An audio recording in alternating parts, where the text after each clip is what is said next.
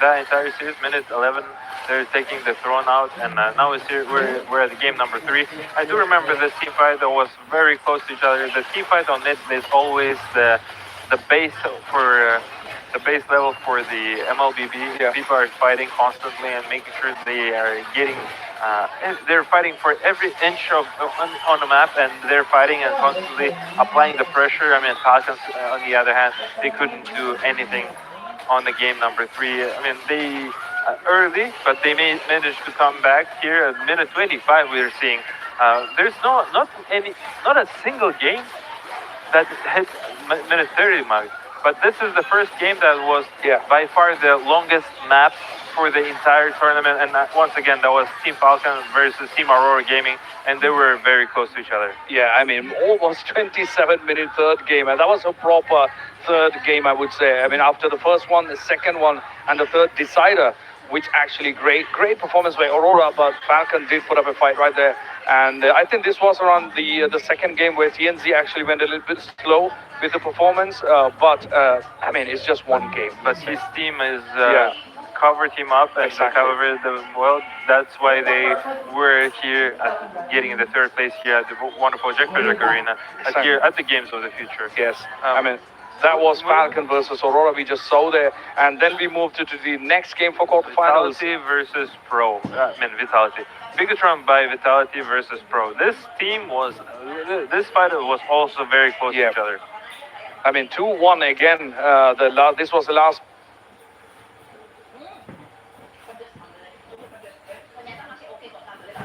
match for the quarterfinals, by the way. And you have the highlights up on the screen. Pro Esports versus Bigetron right there. And Pro actually started really well at the start of the first game. This, again, as we said, it ended up going 3 maps for this one. I mean, the final game of the day that actually went 3 maps. We actually love seeing 3 maps, I believe. Oh, yeah, 100%. Tell me who does, Heidi. Yeah. Tell me who does. People are getting the tickets here at the Jack Arena, at the Game of the Future, here in the beautiful country of Kazakhstan, making sure they get to see this wonderful event here at the Live Arena. And of course, who doesn't want to see all 3 maps with the longer games, with the sweat, blood, and everything there.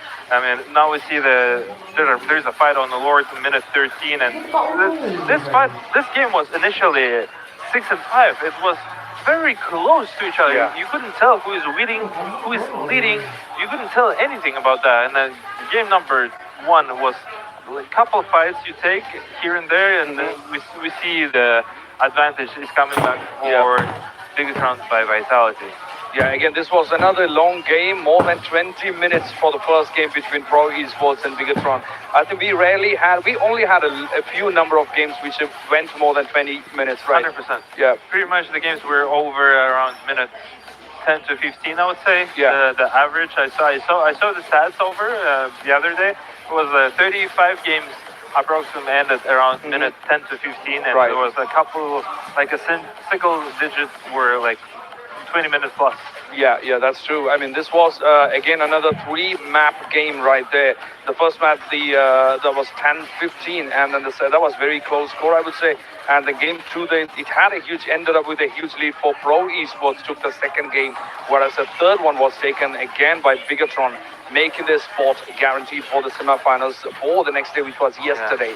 I mean, as you can see the score, by 11 minutes we had Pro Esports with 2 kills and Bigetron with more than almost 11 kills lead right there. And even if you look at the gold, that's almost like 10k gold lead for it is a 10k lead, and it's just the way well drafted, well planned, well executed from the team of Bigetron by Vitality. And I mean, heads up to them, they were also losing to Pro Esports, and they were 1-0, 1-0, and then now we see them winning and coming back against Pro Esports, then facing off against Aurora Gaming. Yeah. And now they are here at the grand finals. I mean, big day. They made it to the big day, the big final day. So, and of course, when we talk about the finals, you really don't want to miss this happening. And also the other disciplines that's happening in Digital Games of the Future 2026.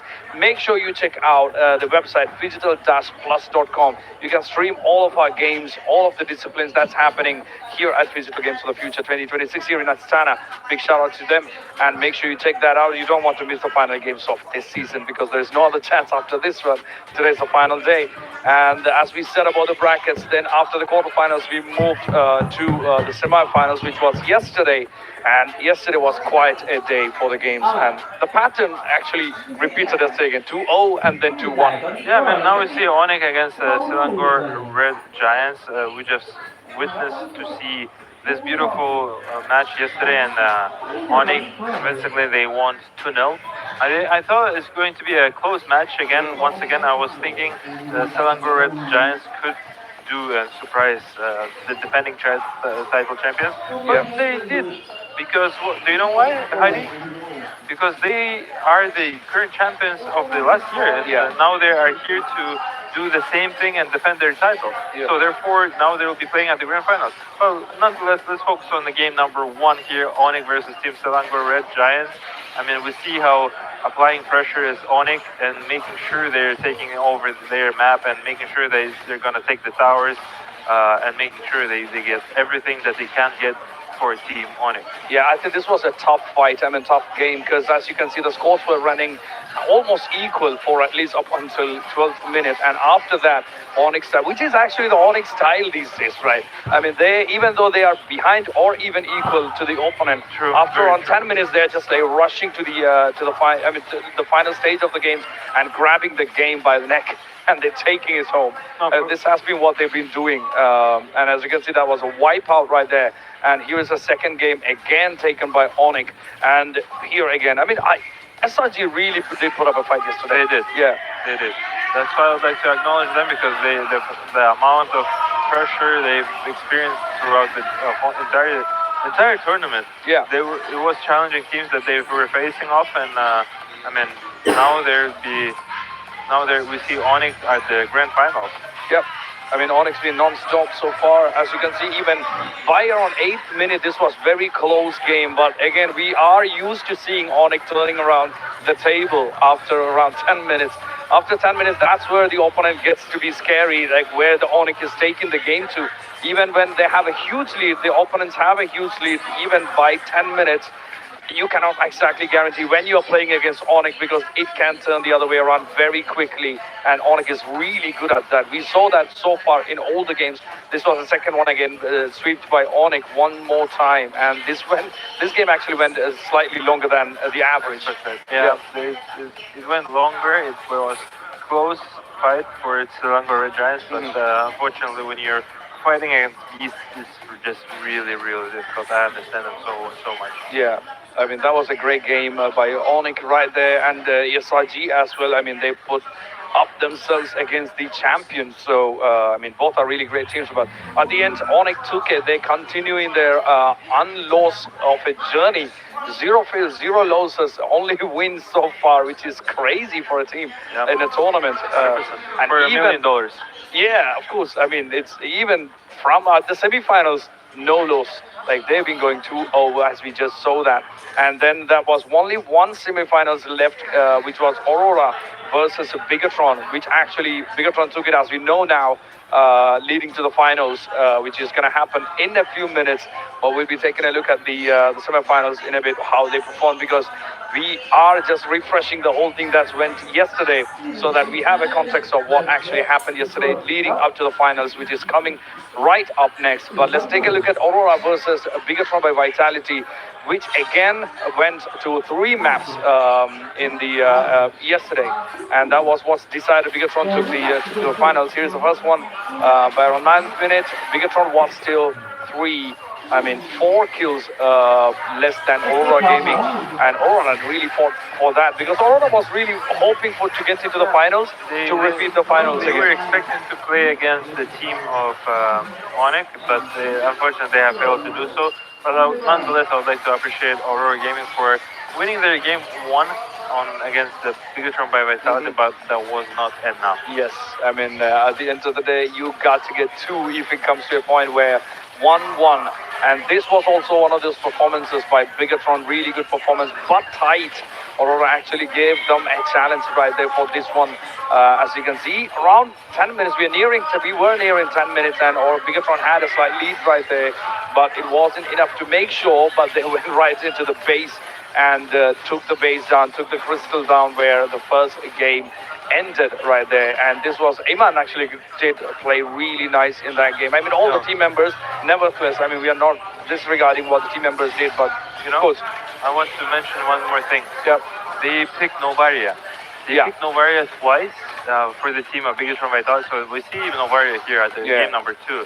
So they picked here Novaria, and they're gonna pick the same way on Novaria for the game number 2. So Marino is gonna play Novaria here, and they actually won because of Novaria. Yeah, and also this was the game. I mean, the third game. That's when we actually saw the surprise pick Mia by Bigetron. I mean, nobody saw that coming. We could feel the surprise in the audience here in the arena. Everybody went like, "Wow, what's happening?" They were shocked. Definitely. They were definitely shocked. But who wasn't shocked? It was Bigetron by Vitality. Of course, they knew that they want to go this hero specifically, and Iman was making sure that he's been practicing that hero on test games and making sure he's comfortable to play in this tournament. And that's true. I mean, this was a tough fight. If you look at that, this was another long game that we had for 18th, 19th minute, and still they were at just one kill lead, which is actually interesting to see. But they had a really good, slight difference in the goal advantage as well. So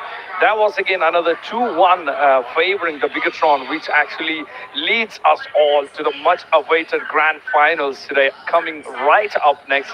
We've been waiting for this. Everyone's been waiting for this.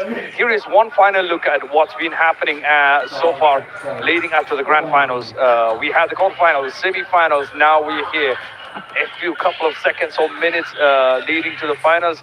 We are about to know who's going to take it. If Onic is going to keep their trophy, if Onic is going to keep the whole championship with them, or they're going to need to fight for this. And also, again, as we mentioned, it's a best of 5 that we are talking about, not best of 3. So this is going to be quite some time until we decide who's going to take the championship home. Definitely, but do you think, realistically speaking, do you think BTR, Bigetron by Vitality, have any chance against them? No, I mean, it's interesting. I mean, we are yet to find out. But yeah, let's take a look at an interesting video for the broadcast, and I will come right after that one.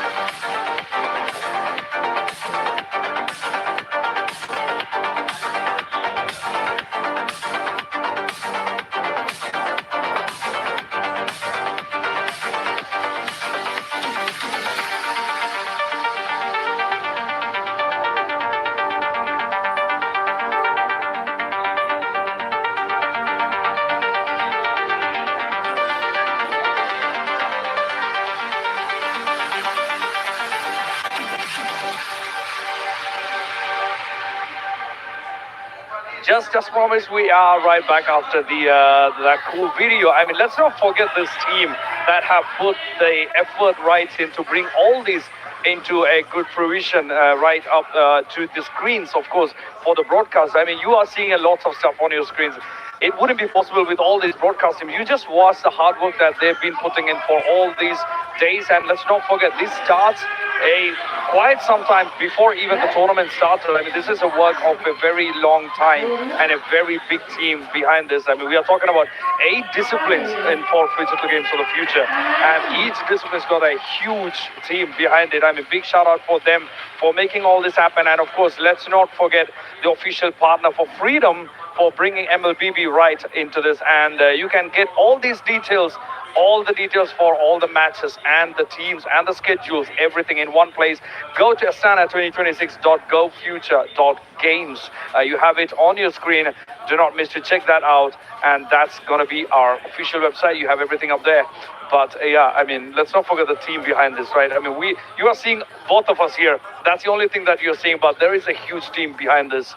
And we have seen the hard work, right? Yeah, definitely. Thank you very much, Heidi, for letting us know about this. But yeah, I'd like to acknowledge the background team, the broadcast team, that they're all doing this hard work. Without them, you guys couldn't see us, couldn't hear us. And just a shout out for the great videos, the great interviews, making sure everything runs out smooth and everything goes well. And meanwhile, we're seeing here a beautiful people all around are coming in to Jek Arena here in beautiful Astana to prepare for the grand final of Onic versus Team Bigetron by Vitality. People are coming more and more. Now expect to get the full arena here in beautiful city of Astana, and anytime soon the games will be started quite soon.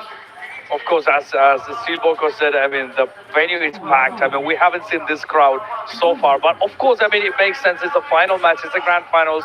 And we all been waiting to see what's going to happen up next in the best of 5 that's about to start in a few minutes. We have the teams coming out right behind us. You're going to be seeing that any second from now. The energy is high here in the arena. Here is the Onic team. Here are the finalists, and possibly 50% chance for them to get the trophy. I mean, let's be real. Everybody's got equal chances. We have Lutfi, Kyrie, Sands, Keyboy, and of course, Bella Kelra. I mean, we are seeing the finalists for this year. And Shogun, Nenail, Morino, Finn, and Iman for their. We are a few seconds away from starting, Steelborko. Yeah, like we got Shogun, we got Iman here at the podcast, and they were saying that they would like to fight anybody, and they actually made it to the grand final. So people were expecting it's going to be Aurora versus team of Onic, but no, it isn't. There's no copy paste. It's a different grand final, and we got to experience a great game. And people are getting slowly ready now, and we're actually getting ready to see our grand finals here in beautiful Jek Arena. And we'd like to give our awards to our casters. Take it away, gentlemen.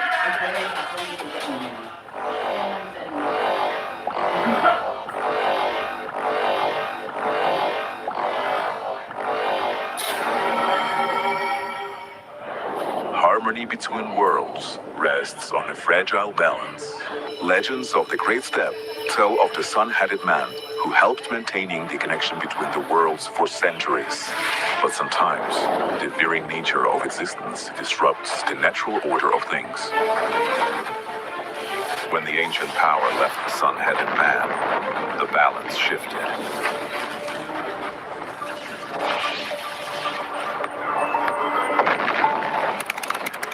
Attention. Massive energy surge detected. The energy within the sun-headed man's artifact has awakened. So, the chosen ones are already there? Newbies without a guide. Then it's time to meet them. Someone's got to get them up to speed. Look what my robot can do. Not now. I'm playing. In search of those destined to restore the lost harmony, the energy split into 3 parts.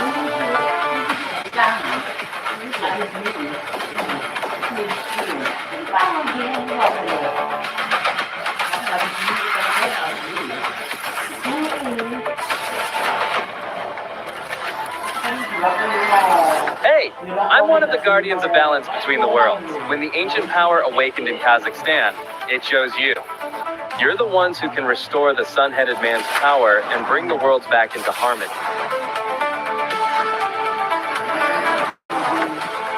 Guess even ancient powers can surprise you.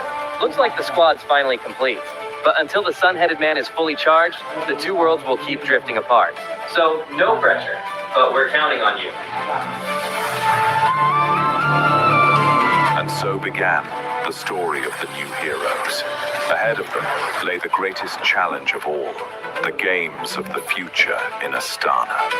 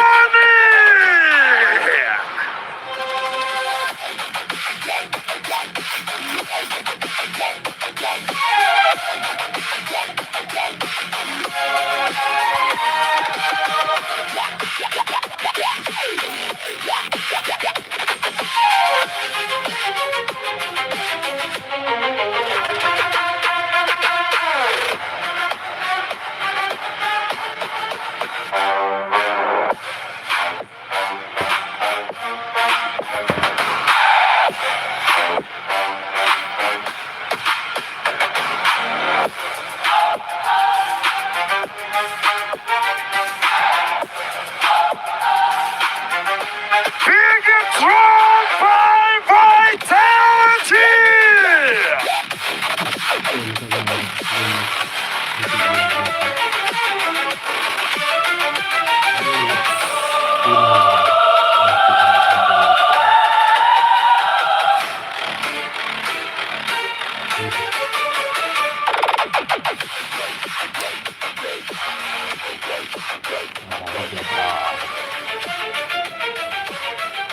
Here we are, grand finals for the Games of the Future 2026. It's Onic going up against BTR, both from Indonesia, and both have faced each other in a grand finals match before.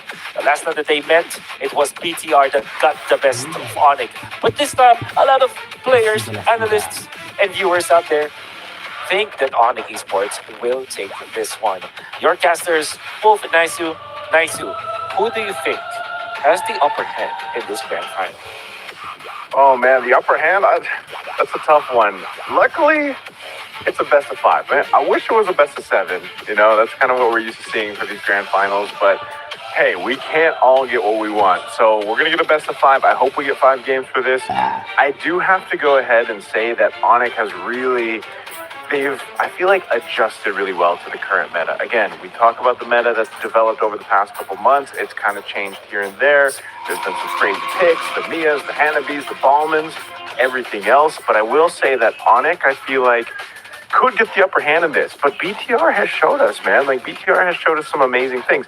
I think now, even if you're Onic and you're, you know, wondering, oh, how do we play against the potential for Emon to just take a Mia? Or like, again, who's going to get the Hirata pick? Because both junglers can play it amazingly, you know, or who's going to go ahead and grab the Raphael or the Matilda now that we're seeing more of that. And both these teams love the Barrett's pick as well. I think that's another standout thing that you're going to have to fight for here because it's just there's so many power picks and these two teams know each other so well.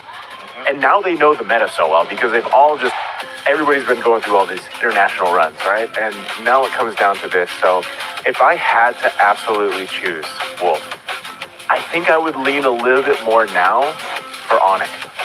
Okay. And there's a lot of science, a lot of science. mathematics that can prove that that's the case. And I'm already just convinced that Onic has built themselves or trained in the past few days in a way that they have allowed their players to have so many options in actually getting into the metagame, right? Because we saw how good they were with assassins, with fighters in the gold lane. They can now use, apparently, the supporting heroes for Keyboy once again, when Keyboy was known to be a hero a player that likes to play around the catch type heroes, but now you can actually see him pick up the Matilda in specific scenarios. So yeah, a lot of good stuff that we can expect from the teams right now, but of course Onic has really figured it out. I think if I had to say, like, again, answering it of who I think has the upper hand in the meta, it would be Onic. But if I had to, like, be a little maybe biased towards someone, I love seeing Emon shine on Bigetron by Vitality, man. Again, for the lore back out there, Emon at one point was a Raider, right? He was an RSG Raider. It was my favorite team back then. Of course, they have Coach Panda there behind them, working kind of with them too. And I just think that, I would like to see also a different champion for games of the future. Because if Onic gets it again, they got it in a sweep last time against Aurora Gaming, but now I don't think we see the sweep here. I think this is at least, I hope at least we get the 4 games come through.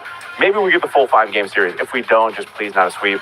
But Bigetron by Vitality, gonna be on that blue side, man. I think this is where we start to see the standard stuff, more of the standard stuff and the kind of traditional trades going on. I think we might even see a contest for Selena come through where they might give 1 game to Moreno, honestly, to get the Selena, because I think some teams are starting to really figure that out too. Yeah. And I guess the thing that you have to consider here for BTR is what is their priority? Are they more focused on the Eman hero? Because there was a time where they do prioritize Eman's hero, but it felt like yesterday they can actually put it, lower priority with me, especially in the matchup where Kelra and Eman is going to be at the same stage. It's the gold standard versus the gold standard stopper. So that will be an interesting match to say the least. When you said that Eman used to be a Raider, one of his rivals back then was Keldra when he was playing for Omega like that. So there's a long history between these two. So do you prioritize Eman or do you deprioritize Eman now so that you make sure that the gold lane to gold lane matchup is in your favor? So that's a question that I would love to see BTR navigate around. I guess I'll answer that right now. I think you don't have to really prioritize either of the gold laners unless the Melissa's open. And if the Melissa's open, it's most likely to go to the hands of Emon. That's kind of what we've seen in the draft patterns, but at the same time, both gold laners, Kelra and Emon, who know each other very well, again, they're the ones who have been bringing up these more unique picks too, these more unique heroes that can work. So I think you just kind of let that be there, let that be the case. You prioritize elsewhere. And I think the biggest priority with these two teams, obviously between Kyrie and Nile, you want to go ahead and lock in your jungler, of course, which is the Hirata trade. That's where we're going to go here, unless it's, of course, banned in this last red side ban, because you could just grab it for Nile.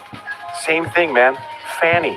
Both of them like to play the Fanny. So I think this might be, again, one of those things where maybe a Fanny comes up. I mean, by the way, again, over the course of days, every single time we've seen Onic play, there's been a ton of Onic fans out there. So, and I think everybody's really happy too, by the way, to see Kyrie up on the interviews with our boys up there, Heidi and Ilias, because he spoke great English, man. I mean, I think for a lot of people, they're like, dang, Kyrie's English. has Yeah. improved so much. Yeah, and I There's guess the it's vitality. also all right. The what are they called? I don't know. I just said the vitality. The robots, the red The robots. robots, yeah. I thought they. That's why I was okay. The vitality. I saw vitality and I'm like the vitality. Really? Anyways, yeah. Kyrie with his confidence, great in English, good-looking guy, perfect. Come on, like best one of the best perfect. junglers out there. Here's the thing. I went live. Earlier today, and here's a legit. This is a legit story. I went live earlier around 2 p.m. and you know that you saw me, right? You saw me Yes. go live. Okay. Carl TZ, the goat, popped in my chat. I asked him, who is the best jungler right now? And he said, Kyrie, without a Oh doubt. man, without a doubt. Yes. And that came That is from from the the goat. goat. That came from the goat. Oh man, you know what? I have to agree, man. I agree with everything you pointed out. You know, basically perfect, right? But let's see, he's going to get the head out of it, the first try at it. So this is, I think every single time that hero pops up now, we've all just know, okay, Sky Piercer, game one plan for the opposing team. Don't let them get stacked, especially fully stacked on the Sky Piercer, because it literally seems unfair, man. If a Hirata is fully stacked, I don't know. It just feels unfair the way that happens, you know? So the answer seems to be the Fanny. Grab a Fanny, you get a power pick over here too for Shogun. You grab yourself some Barretts, get some decent Paquito damage. I didn't know if they were going to flex that, by the way, until the Fanny came through. Because I was thinking, okay, is Paquito possibly going to the jungle like we've seen him? You know, or is he going to go in the gold lane, possibly? But now we know. Okay, with I was actually surprised that Onic let go of the bats, but at the same time, the Beric is also a good hero. And they paired it up with this Kiranis. So there's not much lockdown for Onic. Whereas for BTR, you already have the bats. So this is like two schools of just meta picks.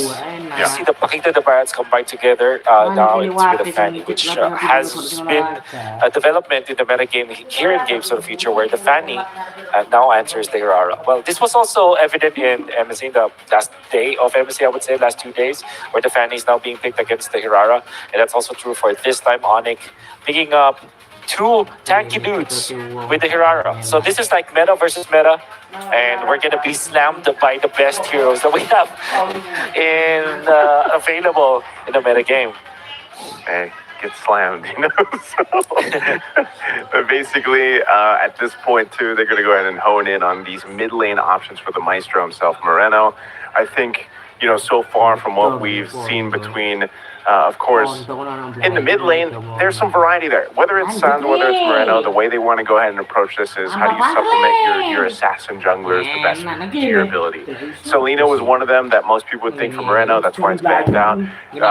On the flip side, the Ruby is banned out mainly for the potential that Kelra picks it up to put it in the gold lane. You know, because again, if you go and just supplement this Harara to do her thing, maneuver around everyone. We just saw this in the hands of TNZ, by the way, right? Where you get fully stacked and you have these multiple ways of kind of moving around your tanky dudes, but also your crowd control. And then your own kind of iframes. That's why it feels so unfair. So take out a Ruby. I wonder if they'll take out one more. Both of those roam options too, the Matilda and the Rafaela, will be banned out though. So that is not going to be available for Finn. And Finn has been one of the better performing Matildas so far throughout Games of the Future. Yeah. Okay, so going to be the Ruby as the and probably another, I guess another catch or another gold lane. In fact, maybe Harith or Moskov, the ban here for BTR. And although Ruby is typically played in the roam role before, it's now getting played in the EXP as well as the gold lane, more so in the gold lane now, which is also a good hero to pair up with the Hirara. So that's probably why the Ruby has been banned by BTR. So instead of doubling down on the Kelra bans, they just banned the Vexana, which is a hero that Sans showed us that they can actually play. I think the Valentina is the best pick here for for Suns, but there is also some merit of picking up Lilia, for example, or Selena. No, it's not available. Selena banned out, yeah. Wow. So other than that, well, the Vexana actually, we were talking about this even a couple days ago, where it's just kind of risen in pick value, stock value. Yeah. But Bigetron by Vitality's gonna ban that out. So now, if you are Onic, you just pick up your mid now. Yeah, they'll do that. Louis Yi, pick up the Louis Yi. Oh. This was banned out a couple times, but then it was shown in the last series, and there's, you know, that you can't discredit the diversion, man. The diversion, little send your full team if you need to go ahead and back things up, or disengage at the right time. This can also really control the Fanny push, right? That's kind of what we've seen before, where Fanny's just off on the other side of the map doing her own thing. Well, now you can get there faster and potentially even surprise a side lane push from Nile. Yeah. Okay.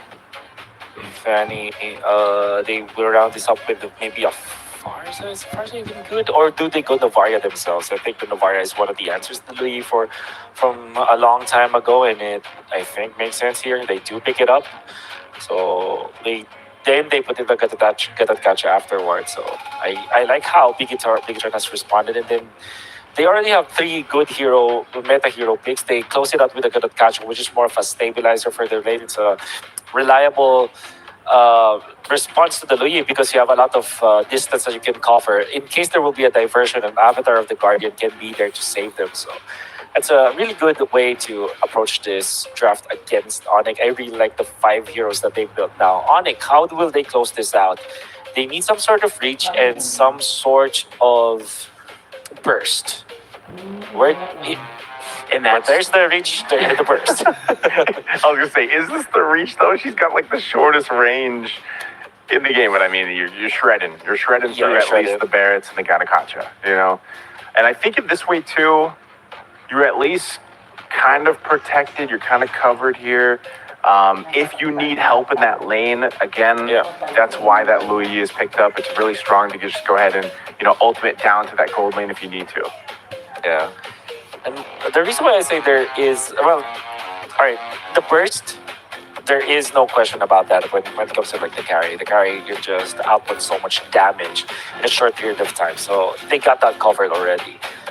When I say that they needed, that they can get reach out of the carry, is that you're looking at the heroes that are melee from the side of BTR. So it's not like you have to reach too far when you're playing this carry up against the heroes of BTR. When you pick up the Malefica, then you're already okay. The only problem, though, that I'm gonna say about Onic, and this also pertains to reach, is that there is no legitimate threat to the Novaria. That's why I felt like the Novaria was a good last pick for BTR. I also predicted that it will be the case.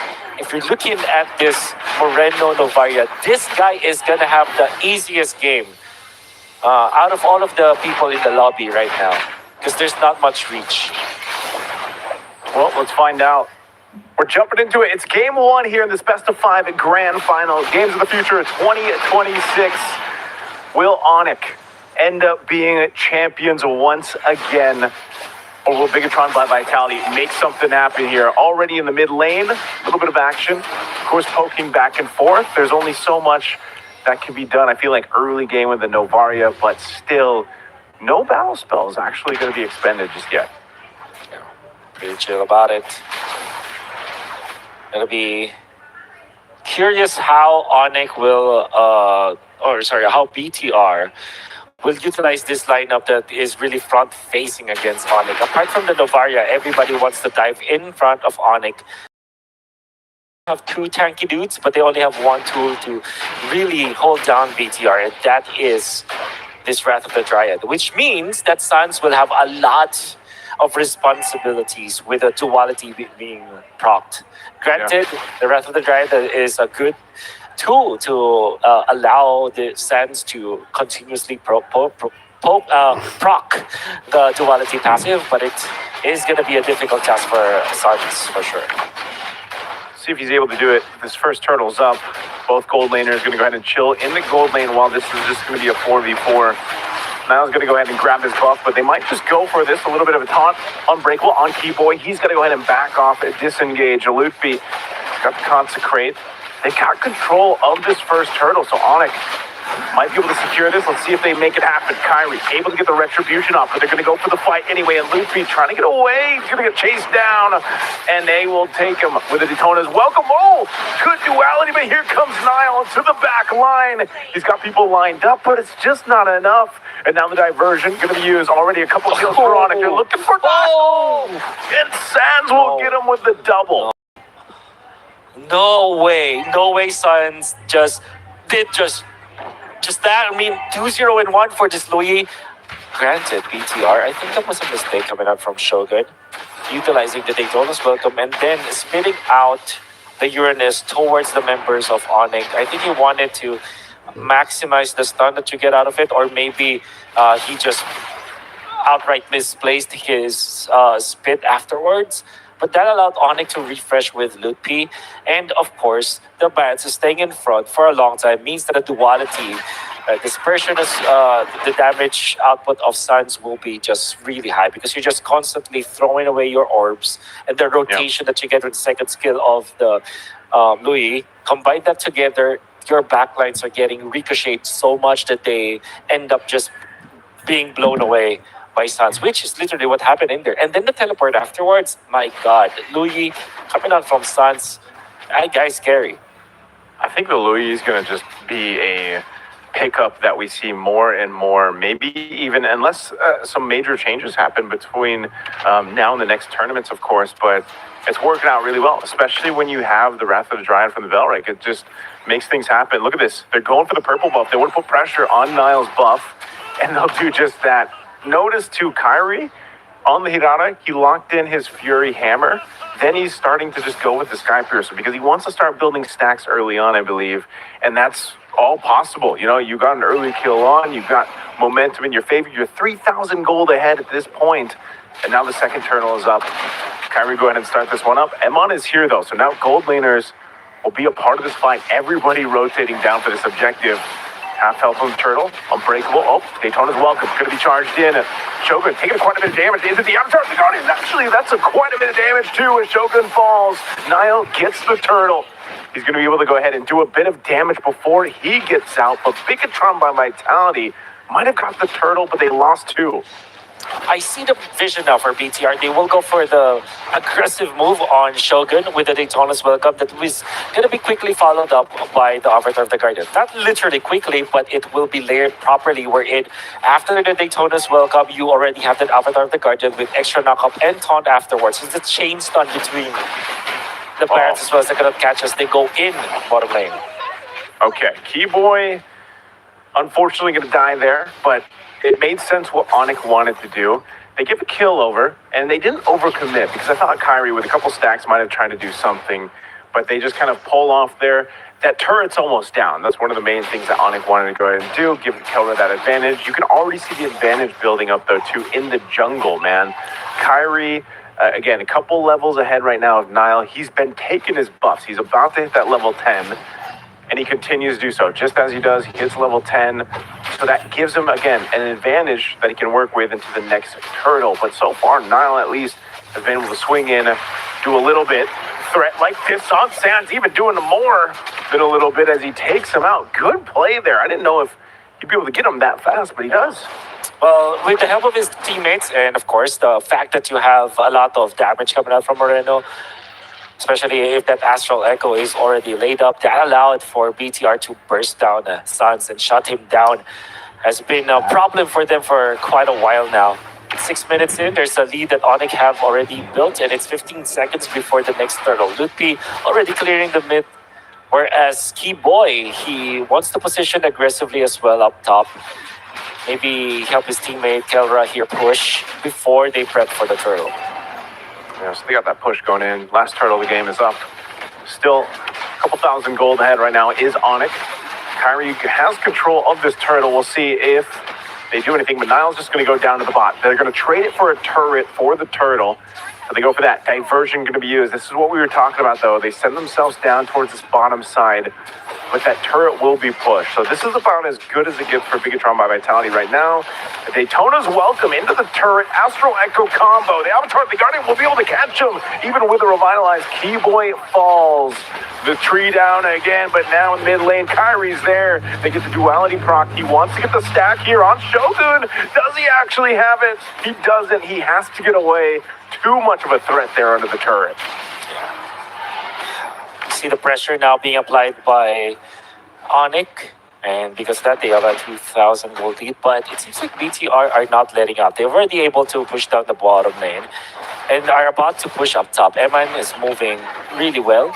Comes to these map movements, died already twice, but at least makes up for it by split pushing and still gaining a lot of gold. He is unfortunately behind Kelra, his counterpart, but at least he's making something happen for BTR right now. Doesn't erase the fact that Onic is leading by 2,000 and they have allowed Kelra with 1-0-1 as they go for Kyrie the dodge!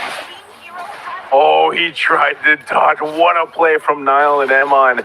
Able to make a move. Now trying to get away. A flicker from Suns.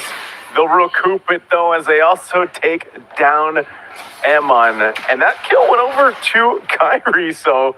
but he's dead. But, the turret did the job there for him. Yeah. Eventually. I'm going to be pushing in the middle. Great kill of the Kyrie. A great shutdown overall coming out from BTR. 22 seconds before the Lord, they needed to make a play. Unfortunately for Niall, is still trailing behind a lot from his opposition right now. So there's still a lot that needs to be done here by the side of BTR for them to come back to this game. But then again, Keyboy already positioned himself into the so-called new bush. Will be spotted out by Finn for now. Okay. Lord is up. Let's see some of the focus here. Let's see what Onic decides to do. They can play the macro just because they have the Louis in tow. Both junglers wanting to grab their purple buffs, getting situated for this Lord fight. Oh, diversion. Diversion used here, setting them up top. Astral Echo being dropped down. They're just going to go for the fight anyway. Kyrie be able to dodge that with the iframe. Niall's going to have to go back to base. So this is an open opportunity for Onic to go ahead and start up this Lord. Under half health, Shogun gives the information. Finn's going to pop the conceal. He's going to try to delay this so that Niall can get here in time, but it's already gone. Lord secured by Onic. And now Niall jumping to the backside, looking for a possible kill. He'll find Suns. A pickup there they were looking for, and now Niall again cabling away. Avatar the Guardian, Finn trying to grab their attention, and Kelvin takes a shot with the shatter. He's going to back off, but they're going to force a fight anyway. And now it's Onic trying to get away, but Daytona's welcome to spin him up into the team. And now Keyboy and Loopy fall. The front line of Onic goes down. Oh, great team fighting coming out from BTR. They have erased the lead that Onic was able to build, and it didn't matter if Onic was able to blitz the Lord away from them. Their team fighting was great. And at that time, Kara didn't have the flicker, so he didn't feel that confident to command his team into a fight. And Lupi as well as Keyboy just overstayed their welcome. BTR utilizing Shogun again, this time offensively. I feel like for BTR, if they play like this, if they are the ones to jump the gun onto Onic, there's little to nothing that Onic can do. Again, their lineup is more of a dive composition, and with the vision that they get from Moreno, they are well informed about what Onic will want to do. Look at that ultimate catching for the Astral Echo, finding out what Onic wanted to do, and that already meant that Niall was able to skitter through and sneak a purple buff. Oh, wow. Talk about a turnaround so far. Niall able to make something happen here again. Just able to shred through, who you think is the tankiest or one of the tankiest. But so far, both Loopy and Keyboy had a really difficult time at fronting up on this front side for Onic. Might have to be in one of those. How you lean towards Kelra here if you're Onic to go ahead. And he should have his power spike. I mean, that Kelra's carry should be online, but it's more so of these fights, the way they're unfolding. They're just kind of getting outplayed by Bigetron by Vitality. Yeah, sure. This makes it really difficult now for Onic. The composition that Vitality has, this is very oppressive. You really have to find a way to get to the Novaria, which we've said that we'll have a free game essentially in this game, and it has been so. Moreno is 2-0-4. There's not much that can contest him. And then eventually Shogun will be so tanky that he's no longer threatened by the damage of Onic. Well, Kelra is always going to be a threat, but you are tanky enough that you expose Kelra for far too long. So there has to be a creative way of Onic finding an angle to eventually take out BTR. Otherwise, it's going to be easier for BTR to maneuver into the fights. They're already going for the diversion play, but they're not going to find anyone. Well, we'll find Kyrie's buff anyway. So he's not going to have that. The Lord comes up. Emon will make his way slowly down here. The rest of the team already set up. You can see in this, man. The Star Shatters, even on Loopy, already do a decent chunk of damage to the health bars. Moreno dropping down the Astral Echo. Extra hitboxes being extended here too. Now Keyboy, he's got to be careful because we've already seen him shredded down so quickly on this Belric, especially with a Fanny flying around. Emon spotting the Loopy here. They might try to make a play instead of the Lord. Right now, Onic on the back front. They got to go ahead. Keyboy. Oh man, a quarter of the health. Yeah. Whew. And Niall is already working on the this time. He's low. But be careful. Kyrie forced to pop one of the iframes. You can see how menacing Eman is right now with this Paquito.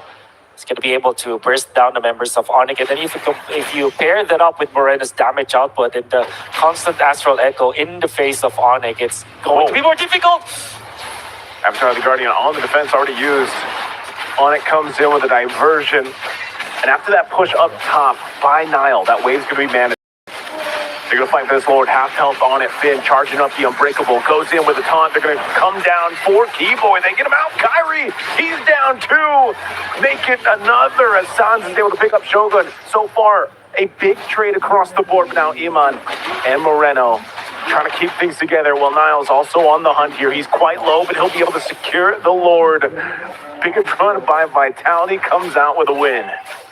And all they had to do was to find a man advantage. It was already enough for them to take on the members of Onic. This time again, Onic just can't position themselves properly. They tried to go for a cheeky diversion play, which was, with all due fairness, ambitious, but almost got there. Almost taking out the outplay coming out from Suns to survive against Nael. But that was just for BTR to secure that turret, because it will be just the Luyi to defend. It wasn't successful in doing so. Onic now have lost control of the game as BTR are leading by 3,000. And all it took was for them to punish Onic when Onic tried to go for a 5v5 against them. Let's see if they can do it here. Lord slowly making his way. Good push in the mid and top as well. Daytona's welcome. Throwing into the wall. Chomping him up. Throwing him down. Keyboy going to pop the Revitalize. They want to hold down this front side. Niles just going to make his way up top. He wants to take out the base turret as Lord goes down and dealt with. But good response from Kyrie. He won't let it happen. Diversion. Where are they going to go? Into the jungle. They're looking to cut things off. They're going to go right to this one. And now Finn gets taken out. But Emon, is he going to try to do this? No, he's fully stacked up. He's going to get out of enemy lines. He's waiting patiently. It's only Loopy. For now, it's not big threat. Information is important. Loopy going to be seeing Eman get away from there.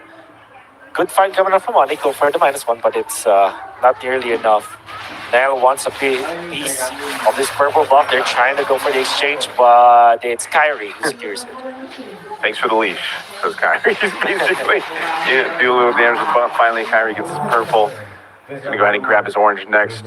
Yeah. Really nothing that they really want to focus on until that Lord comes up in about a minute, but...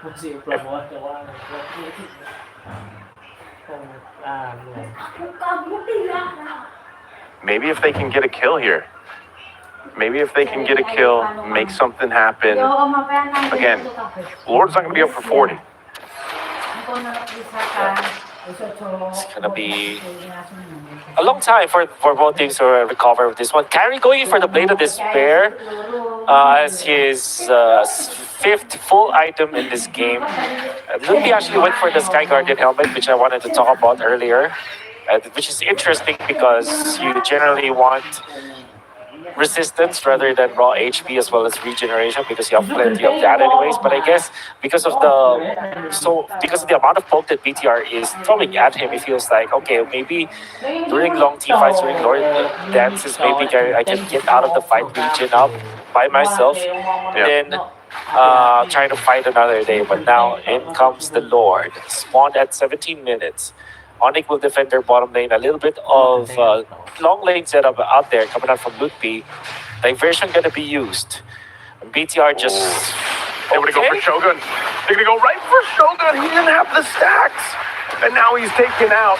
They're going to go anticipate. Keller's got the room to work with here. But no, Nile goes in. Moreno will cap out the kill even with a wind of nature.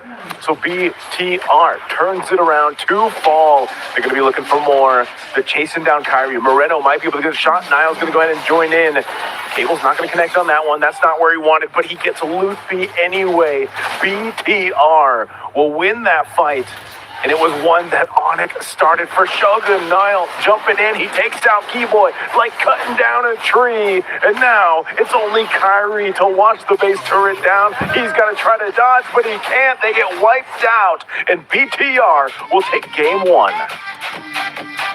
Both teams getting what they want when it comes to the draft, but eventually Vitality, where we said that their draft looks so complete with that last pick of the catch out with that Novaria. It looked very cohesive and they look really good. For the first few minutes it was Onic controlling it, but when the power spike happened for side of BTR, they just can't be stopped.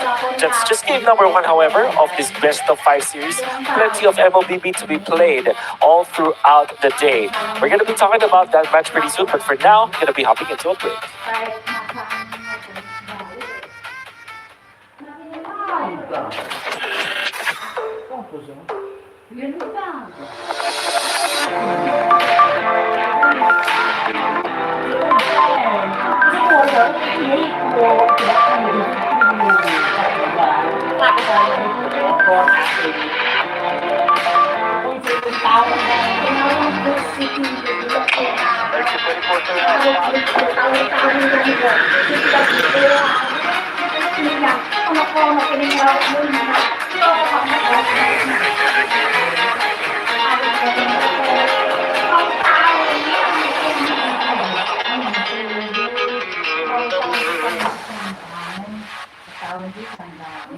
Agustusan. Pasukan mo ibang buri.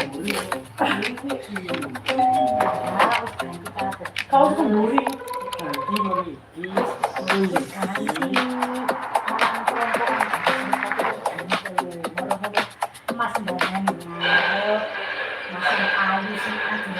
Ülkümüzде her kadama жаңа жетістікке жетелейтін марафон. Біз осы жолды сіздермен бірге 10 жылдан бері жүріп келеміз. Тимур Құлыбаевтың халық қайырымдылық қоры. Центр кредит банкымен сіз қарапайым және заманауи шешімдердің ортасындасыз. Нық сеніммен жаңа мүмкіндіктер ашып, тексерілген сапаға сеніңіз. BCC-KZ мүмкіндіктерді кеңейтіңіз.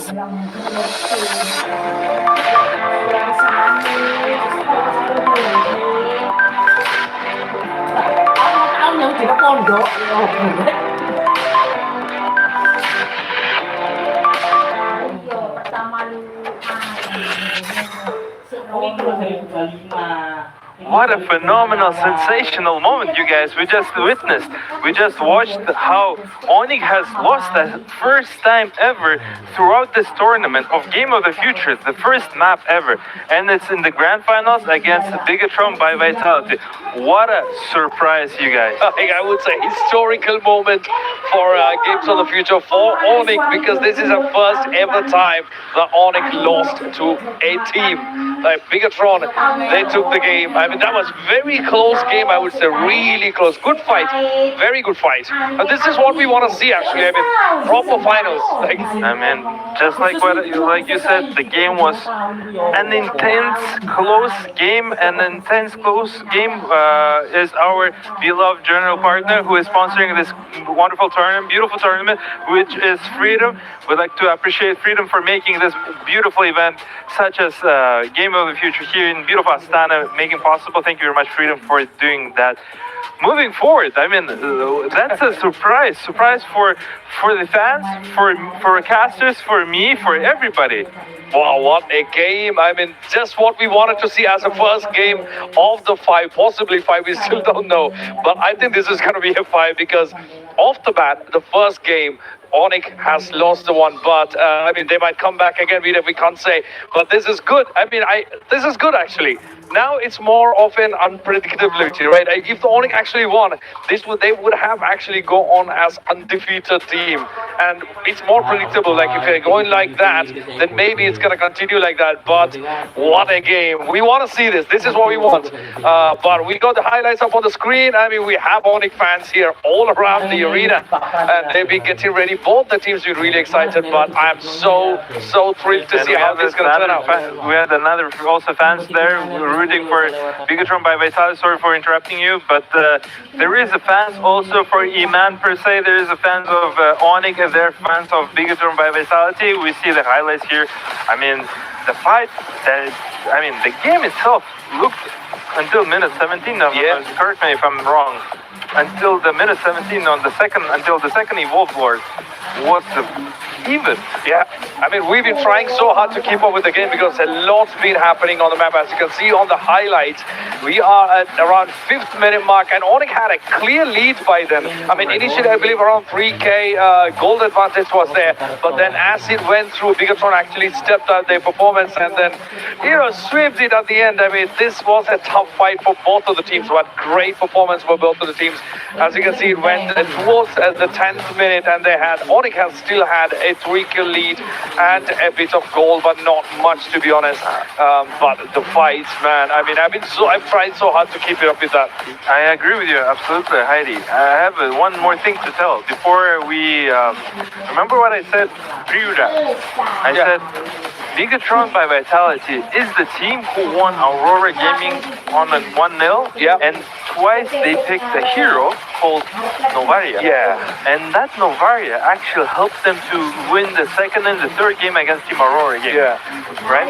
And now it happened again. Now it happened again. That's what I see. Like, I saw that coming in.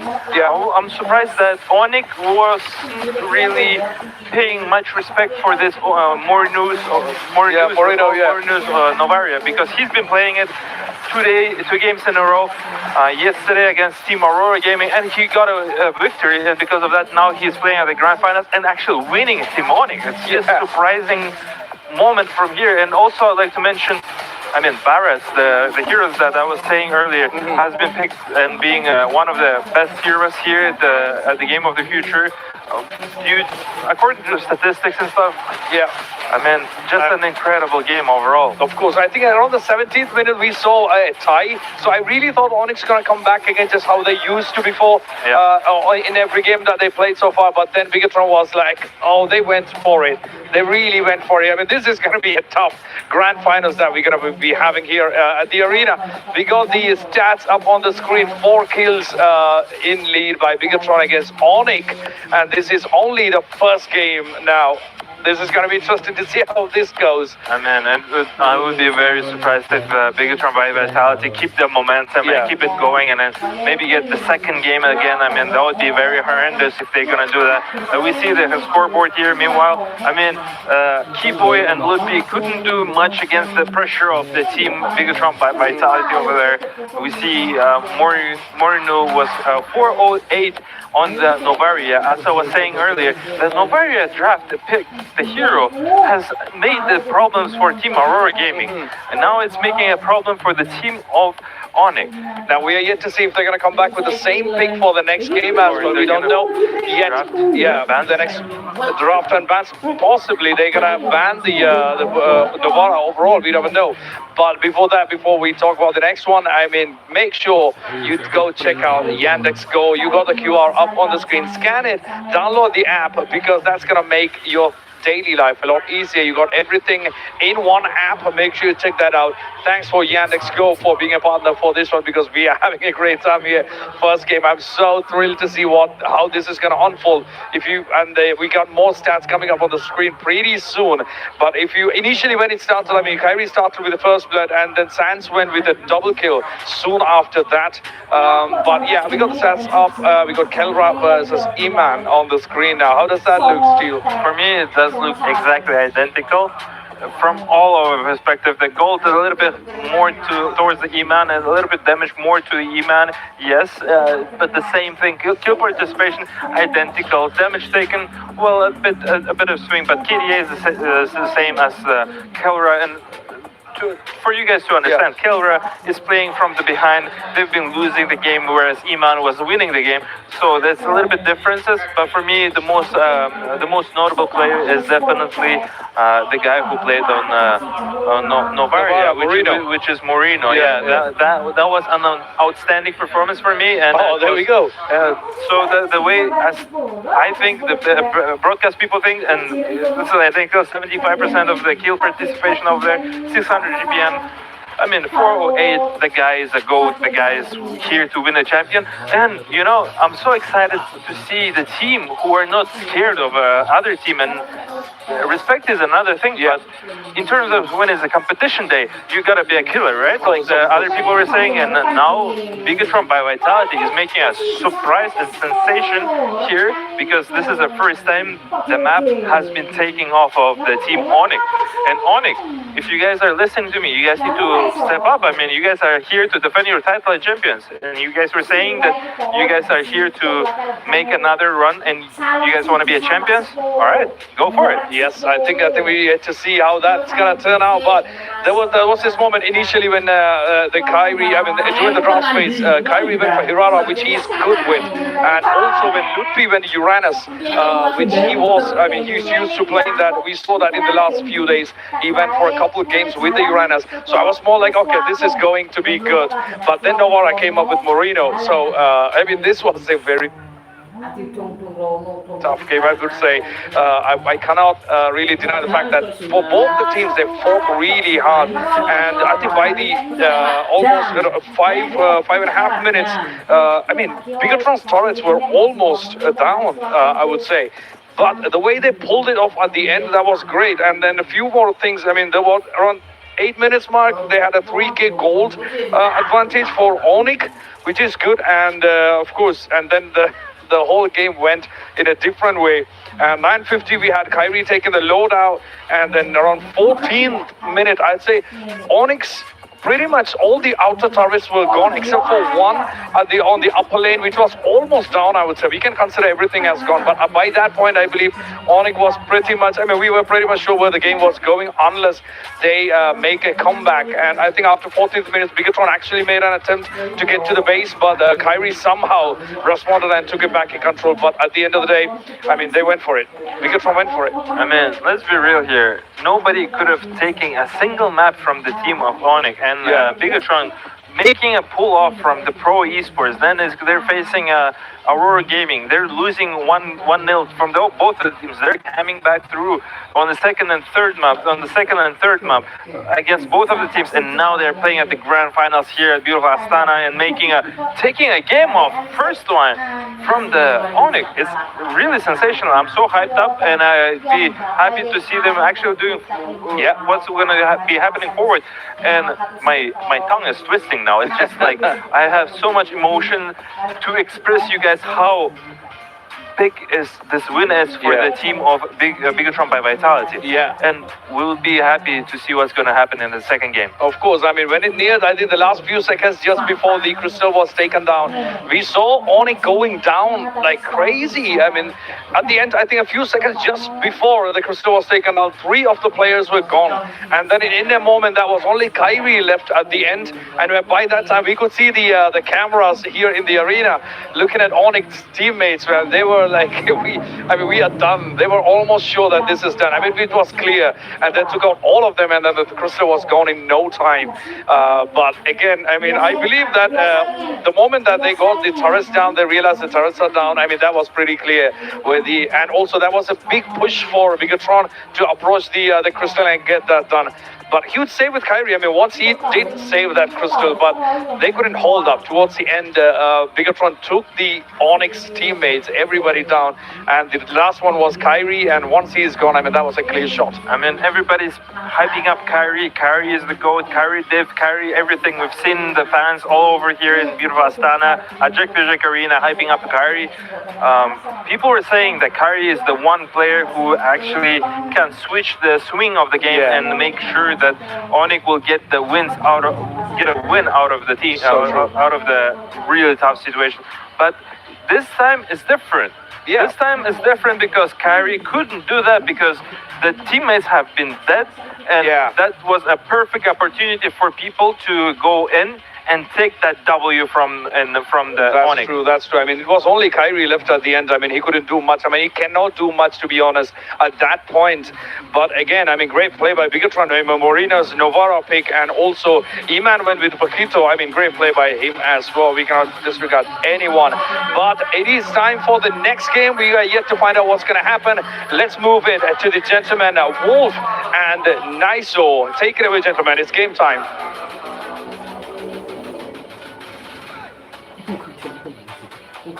It is indeed game time for both of the teams. It's Onic going up against Bigetron, and BTR was able to scramble a game win against them. Well, it wasn't really a scramble as it looked hectic only at first, but the moment that they have found their groove, BTR were unstoppable. Naisu, game one went heavily in favor of BTR afterwards. What do you think are some changes here that needs to be done by Onic for them to get back into their winning ways?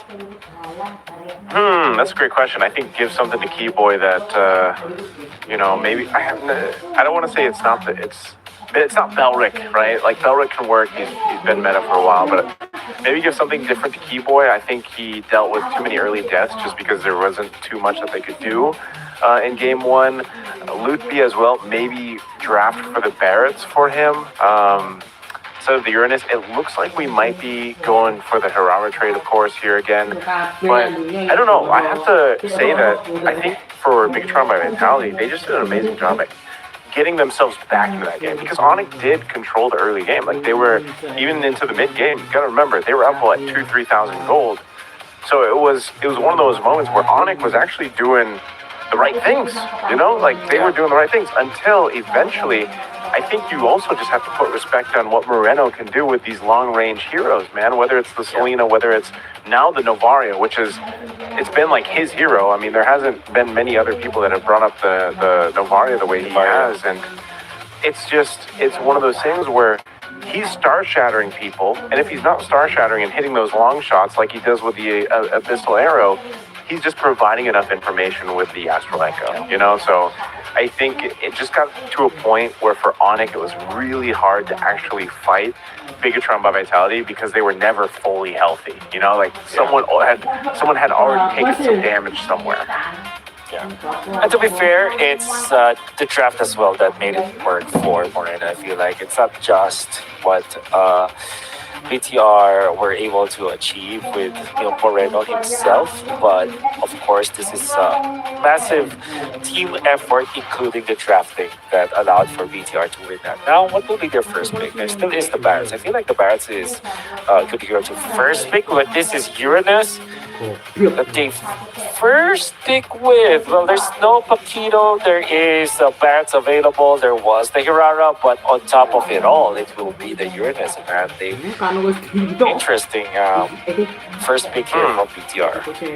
Are they just going to trade Barretts and the Belric going Onic now, or? Because I almost expected, at least over here, for Bigetron by Vitality to take something else. But again, Shogun did play if I recall correctly, there was one match where he just played the Uranus like 3 games in a row. I'm trying to remember. Oh, it was the the pro esports match that they had. They went 3 games with, and Shogun only played the Uranus. So, this is a very comfort pick that they can build up off and gives them a lot to do. It is going to be a trade, though. So you've got the Matilda and the Hirata going over. Once again, this time Kyrie will be on the Hirata, and I think this Matilda does help activate Keyboy a little more, right? He's going to be able to go ahead and do a lot more than what he felt like he could do on a Belrith, who your main job literally is to just post up that rapid ride with a flicker or not. Now with the Matilda, there's so much more you can take on. Yeah, and they take it away from BTR as well, which BTR would really appreciate. Imagine playing the Uranus with the Matilda. There's just so much tankiness that could be found in there. So, do you now pick up the better rig for yourself as BTR? Do you get the composition that Onic had before? But Onic will prioritize the Varia, and then as well as taking this cloud for themselves. So maybe Onic now will not pick up the Barats, although it has good synergy with both the Hera as well as the Matilda. Maybe just the presence of this Novaria is enough for them to not pick up that Barats. But also it is available. Maybe now they're going to be looking for a dive. What if they pick up something like an Alice instead of the typical Barats in the EXP lane? But that will be for later on. I think that right now you're more concerned about your Keller hero. Harith is available, so is Granger, heroes that will be able to pierce through this Uranus eventually. I wonder if they just end up sitting on it. Yeah, because I was thinking Kelra can just play so many different things that you typically see Onic kind of bank that and wait. Like, it's usually the Kelra pick that comes in last, so I was thinking Barrett's too. Although Alice would have been great, I think Barrett's just because it's usually paired up with the Matilda, You just have so much of ways to go ahead and utilize your Daytona's Welcome, regardless of if it's by yourself in a flicker, or then you now have a Matilda too to kind of help you. Obviously the shields that Matilda gives, plus when that Flask of the Oasis comes in, I think that makes a big difference in a lot of these fights, and that's why Matilda has been so, valuable for a lot of these lineups. And you gotta think too, now that this is back-to-back games for Moreno on the Novaria, you've got to just respect that you essentially will not be seeing Moreno. That's one thing I noticed about him, playing Novaria. Not only is his accuracy crazy, it's also just part of the fact that trying to find him, trying to get to him, it almost feels like it's too difficult of a task for Onic to do because his positioning on the Novaria is just really good. Obviously walls and stuff like that. So it's just one of those things where, again, it provides so much vision. And there was a time, remember, when Novaria was the go-to pick in the mid lane, and she's had this kind of resurgence back into the meta now. And the reason why that is because it has good matchups into most of the meta heroes that cannot reach her. And most importantly, it's also a good hero to contest the Melissa in case. We saw how much damage we can do from long distance, and Melissa can just easily freely hit when there's a Novaria around because it's damage output of the Novaria. But it's going to be the Nolan, and then Brody with probably a Granger ban here coming out from BTR. I'll be surprised if that's the case. It's a strong hero on its own. It can actually match up. Oh, it's the Clint instead. I feel like, which is also a good option, all things considered. But I feel like with how Onic is playing the Clint, as well as this Hirara, they probably are more into the Granger than the Clint. But we'll see. Onic now will pick up their roamer. Oh, sorry, their mid laner. Mid lane, yeah. What is a good hero to play again? What if they go Xavier, right? Range for range. Range for range? Oh man, I don't know. I don't know if we're that crazy. Maybe. What does he just go? There's no ultimate you want to take here. You don't take Valentina here, right? If you're Suns. I mean, other than now I guess you do. No, the Astral Echo is actually a good ultimate to copy, all things considered. Which one? The Astral Echo. Astral Echo, I guess so. Yeah, at least you have your own. But you gotta get to reach him, Yeah, exactly. You gotta reach him. That's why I was kind of second guessing it. You gotta get to Moreno. And the whole point was that's so difficult to get to him. Yeah. Last What two are you picks. thinking now? What are you thinking now, BTR? All right, they still need their jungler and then their roam. So I think at this point, you know you're against Hirana, maybe just the Harley. That's probably the only other option we've really seen other than the Fanny come through. So they might get Rafaela Harley, unless they do something different. So this is Oh, from Hayabusa. Rafaela. Rafaela with the Hayabusa. Usually not paired up together, but this is more of Rafaela plus this Uranus. This is Rome Rafaela, by the way. So Yeah. now there are a lot of problems now. You have to have a lot of like damage sources from your gold laner. What I mean is you're not ultimate dependent as the last choice here for Onic. So maybe Is that the Sky Piercer? Okay. Oh yeah. I can't read the That's text, right. but that's a Sky Piercer, though. Seems like it. Yeah, I think Granger is the best option here for Onic, or maybe Harith second as the second best option. But there's the Hayabusa as well. Okay, so they still pick up the Harith. Yeah. There are those are the only two options I feel like that will be good for Onic. But already I like the composition that the BTR has built here. Leave it to BTR to just do some weird things, you know? Like, we said this going into game one. It got them game one, and then now, yeah, I think this is interesting. Again, because you've got great tankiness up front in that front line. You've got a great ability to go ahead and revive, get yourself back into this game.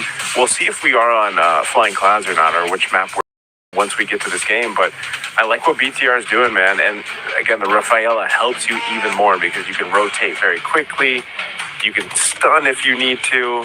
The Hayabusa is really squishy, right? But now that you kind of have some ground to cover with your sustainability with the Rafaela, I think that's really great here. So I don't know, man. I like what BTR has. I think I'm going to have to go ahead and lean towards BTR for this game too. Well, I think we might potentially see a 2-0 right now, but you guys, of course, if you guys are watching around the globe with us, you guys can let us know who you think has the upper hand in this. Let's jump into the game. It's game at 2 in this best of 5.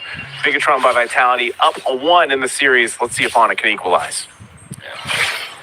Already the setup here for BTR is good. It seems like whenever they play against Onic, they transform and just know exactly what to do and deal with Onic. Onic has been so dominant all throughout this tournament, and it seems like it's BTR that has got their number. And that's also true with MPL Indonesia. Everybody was just dropping their games up against Onic. Onic's are so dominant, but in comes BTR coming in, and they look like they are the better team against Onic. It seems like we're feeling that again. Not unless Onic decides otherwise. Not unless they do something really different right now for them to be able to show us something, some sort of fight against BTR, especially with this draft that they built. And we're starting with here in the middle. Yeah, something along the lines of, I don't know, I think it's more of just Onic finding that form of execution. You know, it's the team fights. Like, we already know that all these players are individually, you know, some of the best in their roles, and they had an amazing, you know, last meeting with the grand final that they had. Hold on, mid lane. First blood going over to Kyrie, but here's the return. Shadow kill going to be used. Revive comes through, and now it's Nile that falls. So that's not going to be worth for Bigetron by Vitality, and that's 2 kills in the hands of Kyrie. Great start again for the side of Onic. This time they've utilized Kyrie in an offensive manner before the 2-minute mark. They identified that if you are able to force out where Moreno is, this is a good opening for them, and they do have to reach. Okay, they might be able to go ahead and just make something happen. They get the turtle. Now they're going to be looking for more. Shogun, tanky enough. Nile might just want to go ahead and grab his purple buff. Even though there's a lot of low health bars, never mind. He goes in. He's able to pick up Lootby.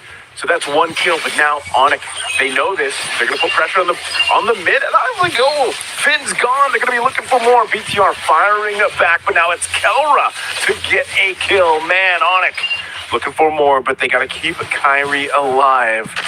This is the most action we've seen under 3 minutes in a while, man. That's for sure. That's insane. I think the entire game's the future.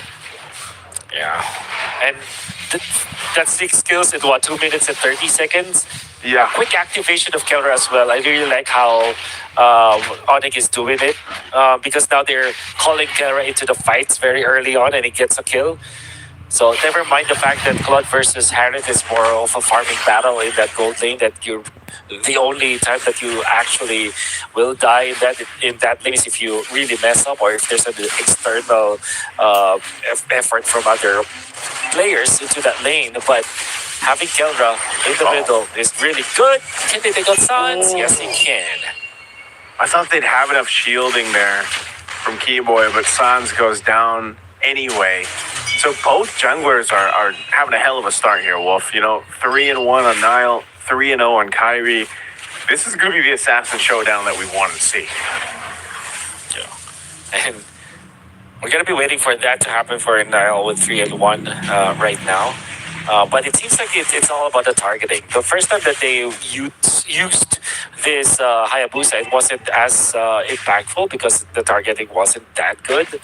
But if you see like Sans, for example, getting picked off in the middle, the timing was perfect for BTR. They are looking at the Hayabusa that's really scary, that can be activatable. Because apart from the healing coming out from the Matilda, there's not much that they can do against this Hayabusa. Oh man, Kelra. I mean, the shadow kill's already used up, so Nile's not going to be able to find Kelra here, but Nile building up very quickly. This is very different from the Hayabusa game we saw him play against Pro Esports in the first game, where they actually lost that one.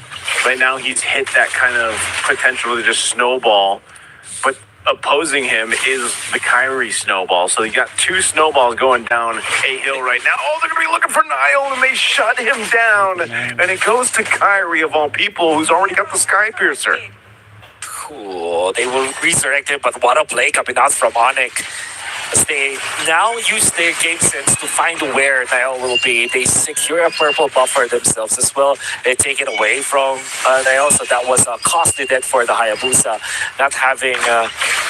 does have the purple buff, but they're trying to invade as much as possible. Kyrie has lived in his jungle. Yep, for sure. And they're doing it again.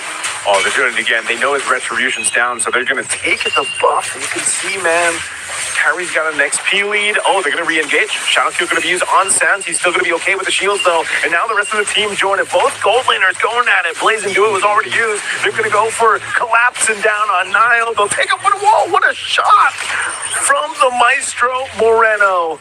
This is what we were worried about. If you're opposing this Novaria, they're going to go for more. Echo drops down. Keyboy trying to bob and weave. He has to burn the flicker, and he should be able to survive. He's got some shields, but hold on. Moreno's going to line one up, and also the gold lane. Kyrie's looking for Emon. Goes in, breaking the ankles, but Kyrie goes in to get another stack. Oh, Kyrie is back 5-0-2. Game 1 was more of a warm-up game for him, so it seems that this time he's actually showing his prowess as the assassin. Trying to outplay a lot of people out there in the bottom lane, eventually getting 2 kills for himself, 5-0-2. I would assume 3 or 4 stacks from the Sky Piercer. It'll be a really good start now for this Hirara coming out from Onic.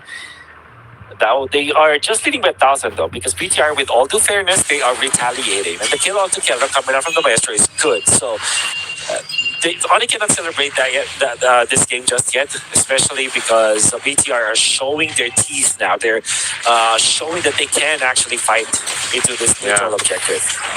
Seems like they want to continue to fight here. Half health, last turn of the game. Will this be a 3-for-3 for Onic? Moreno lining things up. Both Astro Echoes being used here. They're going to go for it, and it goes to Kyrie, able to secure it. Shadow Q going to be used into the Zaman Force. They go now. Luffy looking for an opening here too, but Kelra is able to take out the gold laner Emon from BTR. They're going to be going for Shogun too, as Sans picks one up for himself. Finn's going to burn the flicker, and Onic, they're going to be happy with that little sidestep too here. Potentially a re-engage. They just back off. Sounds very low. Thread of the needle. Moreno going for the shot, but just not enough distance on there. And they'll take the tier 1 after the fight. Kelra. Over the dance. And 2 quick kills for Kelra. That's not a double, but he did take out Emma before that, which is going to be so good for Onic. They are now gaining ground. 7 minutes and 40 seconds in. They lead by 3,000. They're feeding kills into Kelra, and most importantly, onto Kyrie. And already, there's a big change when it comes to the non-verbal cues. You're looking at the camera for Onic. If you're looking at their camera, I mean, everybody's so happier. Every now it's lighter now. The ambience around the Onic side of the stage. BTR. Can they actually mount a comeback here? It's the War Axis was the Hunter Strike only for Niall at this point. Oof, okay. This is still relatively close, it seems, based on the team fights. I know there's a goal lead for Onic right now. You're going to be taking the purple buff, though. They continue to put pressure towards Niall. And now Kyrie, level 13. I know Niall's almost a level 11. But still, you're seeing, this pressure on his buff, the pressures on his green camps. Onic is able to go ahead and take what they can, but amidst this all, they only have they only have two turrets down. They're eventually going to get three here as Kelra knocks the top one off. But it looks like BTR wants to go ahead and open up the map a little bit themselves too before the Lord comes up. But they don't just get that turret just in time now. Oh, this potentially be bad. Good coverage from Moreno though. He's setting up for this Lord this time, and the long lane has been pushed heavily in favor of Onic. There are 5 members of Onic around here. They're going to be waiting for the Novaria ultimate. So there's a lot of stuff that's not going in favor of BTR right now. So it seems like Onic are just going to take this Lord away from him. Yeah, this is a Lord that they control the domain over. They'll go ahead and grab themselves to the Lord. Now Onic can start to look to take down tier 2 turrets. I'm not sure if they're going to get to the base ones just yet based off the way that BTR has been fighting. They can try to maintain what they can. Again, Emon might have to go ahead and utilize Blaze and do it here, but their clear is pretty good. He's going to go ahead and push that top one up top. Potentially deal with the Lord too. Actually, he's going to go back to base as tier 2 bottom side will be taken by Onic. So now BTR on the defense. Niall. Oh no, he's going to get stopped from recalling. He's going to be able to escape this, but Kyrie is going to chase him down. Oh, he goes back. Let's go. He's going to go into the jungle, and now they're going to hunt him down. Niall's going to have some fancy footwork for this. Oh, no. He gains some space, but D-Boy's going to chase him down. Anyway, utilizing the flicker, and he goes back to the shadow, but Niall's got nowhere to go after this. He's been hunted down. Let's see if he can take out some minions. He's going to buy a little bit more time for the rest of the team until he's eventually taken out by Kyrie, and that's another stack for Kyrie. Yeah. With all the fairness, Niall actually showed some really good moves out there. Using his quad shadow to eventually disjoint the circling eagle. Not enough time for BTR to gather themselves and defend top, especially because there is no Onic. There's not much Onic heroes to force this issue out, but no, they will still go for this Onic. Oh, Luffy falls. Shogun could be next here. They're going for it. Shogun, barely surviving. BTR will be able to go ahead and defend. They maintain that top holy defense shield, a shot on Kyrie, but still, I think they're happy with that. Again, as I mentioned with that first Lord, they just want to go ahead and get the tier 2s down, potentially take out some base shields, but they don't get all of them. So I'd still say Bigetron by Vitality admits it all. I know they're 5,000 gold behind, but they're still holding on. What they're going to start playing into is now Emon's power spike. That's one of the main things. He's got the Purify, so part of what Onic wants to do is get that, pop that Purify, make something happen here. But even Niall's got to look for that window, right? That opening to go ahead and use that shadow kill to either follow through after the damage of the Blaze and do it maybe, or maybe vice versa on how they want to approach that. But let's see if BTR can still fight into this. They still have 30 seconds before that Lord comes up. Yeah. I mean, using the ultimate to get the Astral Echo to find 2 and maybe just poke D-Boy, that is, he does his ultimate, a very ambitious one at that, although you can see the progress. Okay, the defense coming up from Onic. Shogun just standing there menacingly, saying, you guys got to go through me, basically. A lot of ultimates being expended, but now attention toward this buff to try to take it away. And Kyrie will be able to do that. So this is all part of the plan, I feel like, for Onic. Yeah, especially if they're forcing the Astral Echo out, right? So it will now be available, fortunately. Well, I guess Moreno knows exactly what the cooldown is, and he timed it perfectly for the alert to be up. So now they're ready. Hayabusa is going to be split pushing top 4. A little bit of defense on the long push, but Onic feels like they can burst. Yeah, they're going to go ahead and fight for this Lord. It looks like they want to just give this one a go. BTR in space. Luffy quite low. He's going to guiding win on out. Now Nile jumping in with a shadow kill. They're looking for a kill. He's able to go ahead and proc the stack, taking out Luffy. Winter Crown could be used by Kelra, but Kelra could be next, and he goes down too. And now Onic falling apart in the Lord fight again as Keyboy and Kyrie are trying to run away, but what a shot again from the Maestro, man. They have to get rid of this Novaria because that's going to be a Lord going to BTR. Unbelievable coming out from BTR. Again, winning out of nowhere.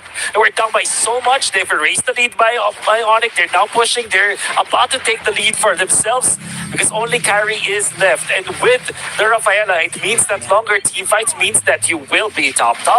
It's going to be a difficult defense now for Onic. And even if you eliminate one, the resurrection will be there. So, Vitality, they are just taking everything away from Onic right now. So quick to turn that around, Wolf. Again, playing on the back foot. They dealt with the first Lord pushing it in their base, and then all of a sudden, Bigetron by Vitality now has control in this game. They took out one of the base turrets of Onic. It's their turn to go ahead and take some green camps and resources from them. And they still have this Lord making its way down bot, looking to go in and crash into this bottom base turret while the wave up top works on the tier 2. They're going to force a fight anyway. Shadow Kill going to be used to get them low enough to get them to back off the turret as the turret falls. Now Onic, you got to deal with this Lord. Half health on it. Wave's going to go ahead and push up top. Can they get more? Sans has to be careful. Half health. These procs and these star shatters are so deadly if you're Onic. Right now, BTR might potentially make another go on that last base turret, lining it up with the Astral Echo. They're going to throw it down again. A shadow kill going to be used. They have to get enough space. Keyboy in trouble. Luffy going to use the Daytona's welcome. But a shot from Moreno is going to bring him low, and it's Luffy that falls. But they have to disengage. A BTR is happy with the base turrets down. Now Kyrie jumping in. Holy Baptism going to be used, but he's able to avoid it. And now it's just 5 full force for BTR. They've got a cannon minion and another wave pushing up top. They might want to end it here to get to a 2-0 lead right now in the series. But the waves are going to be cleared out as Onic stays in it. Kelra dropping down the Zaman Force. They get a nice stun out with the circling eagle. But Kelra is gone. He's blasted down. Moreno lines up a shot on Sans.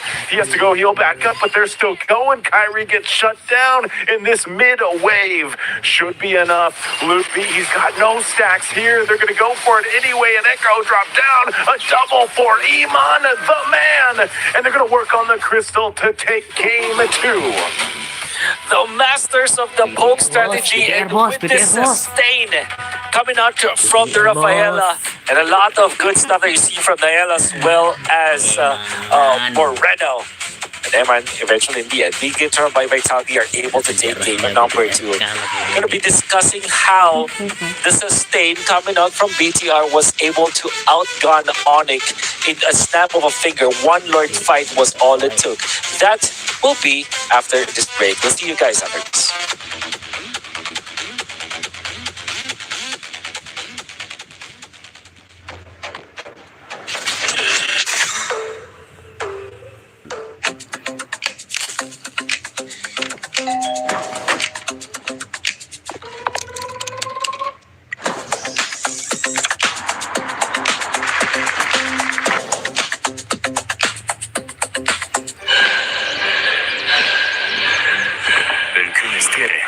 Қадама жаңа жетістікке жетелейтін марафон. Біз осы жолды сіздермен бірге 10 жылдан бері жүріп келеміз. Тимур Құлыбаевтың халық қайырымдылық қоры.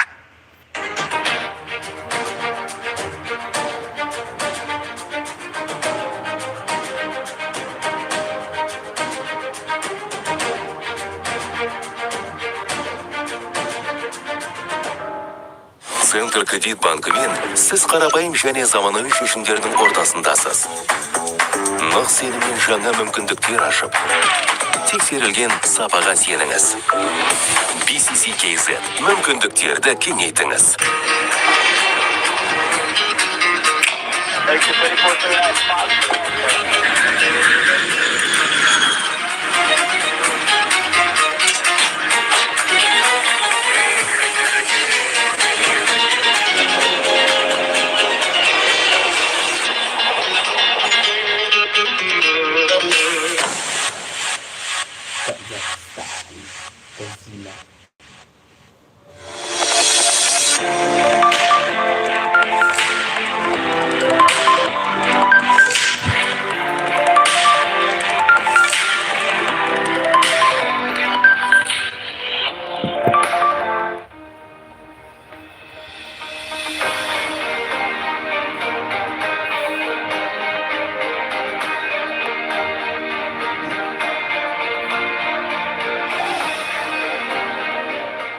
And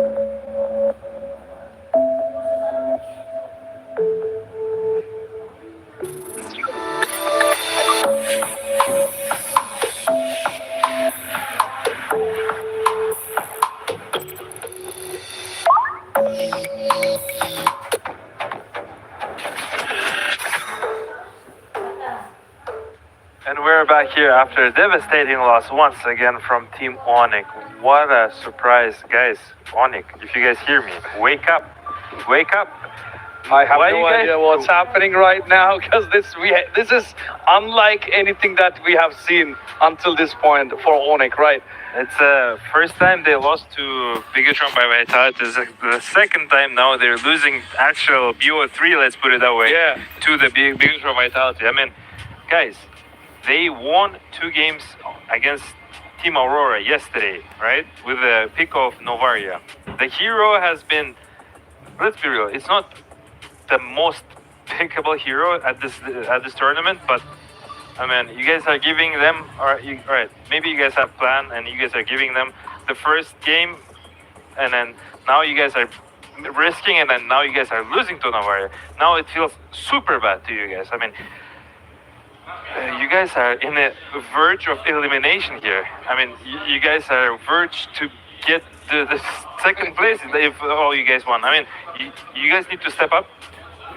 We'll be talking about this more. Let me appreciate one more thing. It's a Freedom. Freedom, thank you very much for sponsoring this event, and we can see how Bigetron is actually winning the Onic here because of you guys. I appreciate you so much. Thank you very much, Freedom, for making this event and everything possible. Moving forward, now 2-0. Like, you guys are not banning. Like, you saw how Aurora lost to them when they were doing 1-0. Now they're 2-1. Aurora lost to them. All right. The first game you guys are giving Novaria. Okay, they lose. You guys lose. Second game is the same thing. I mean, they are racing ahead, right? I mean, Bigetron's on a roll so far. I mean, we are yet to see. By any chance, if the next map goes to Bigetron again, I mean, we are done. We are pretty much done with the grand finals. We don't know yet. But great performance, I would say, by Moreno with Novaria. And, of course, Nanel also had put up some great fight right there. We got the highlights up on the screen. As you can see, this was a tough fight for both of them. But I don't know what went wrong with Onic. Just as last one, I mean, the first blood went to Kyrie again at this time, and started with a double kill, to be honest. And then I think it went pretty much head to head when the game went on. It was like they were catching up on each other as the game went on. But we are seeing the early games, as they said, it's 2-2. And at some point, I mean, Onic had a lead of 5k gold, but that didn't help at the end, right? Yeah. Also, I'd like to shout out for Shogun for playing a phenomenal game on Uranus. It's been clearly like really good play from the whole team of the Bigetron by Vitality here. I mean, we saw the team fights were even all the time, and you couldn't tell exactly who's winning and who's not. It's been always close back and forth game. I'll give a respect to Onic. They've been playing phenomenal as well. I mean, just to be fair, it's like 2 games in a row we see very tight games, but at the end of the game, who's winning is Team Vitality. You guys are taking one bad fight, and then it takes your towers down, your turrets down. Yeah. Completely. It just operates your all the turrets are down, and then it's just so hard to do anything when when all your buildings are getting exposed within milliseconds. Yeah, of course. I mean, every time Onic, as you can see on the highlights, every time Onic grabs a kill, Bigetron has been chasing them down, and at this point, around 15 minutes there you go. I mean, Bigetron actually crossed the kill points right there, and of course the load split helps as well. But there we go. I mean, as you can see now, 15 minutes, they did not have any turrets at all. No outer turrets, no base turrets. Everything's gone at this point. There's nothing. There's just naked throne, and it's been being harassed right now by the team of Bigetron Vitality. I mean, the guys look humble. They look at their face. They're very serious and stuff. And now, I mean, team of Onic as well. So we have the stats up on the screen now. 17 kills against 12 kills. I mean, we had some in the middle around 5k lead as for the goal for Onic, but that didn't help at the end. And as you can see, where is Moreno? There he is. 2-1-12 assists, man. Like, crazy 12 performance. assists. And just like, look at the Finn. He has a 17. 17 assists. Then my man has participated in all team kills. And whereas in Kyrie, on the other hand, 6 kills, 1 death, and 4 assists there. I mean, what an awesome performance from Kyrie, but you can't really fight. What I wanted to say in the first game, game 1, when you were mentioning about the Kyrie. I mean, we say you can't fight. You're a lion, but the lion can't fight 5 people Right. at once. When you can't say, because we're playing a team game. This is a team matter, and for you guys to do well, you need to trust your team, and you can't play only for one hero, and you have to have a good strategy for momos. And for that, we'll help you guys watching our all games at fidgetalplus.com. There you can watch all the strategical games and make sure you get your strategies up just like us do. And thank you very much. Make sure to watch all the games, all the disciplines throughout the link down below.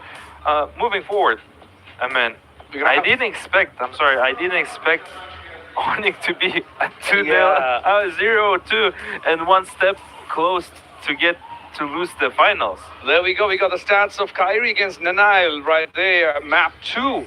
Yeah. And what are we looking at? I mean, it was interesting to see the last in the last map.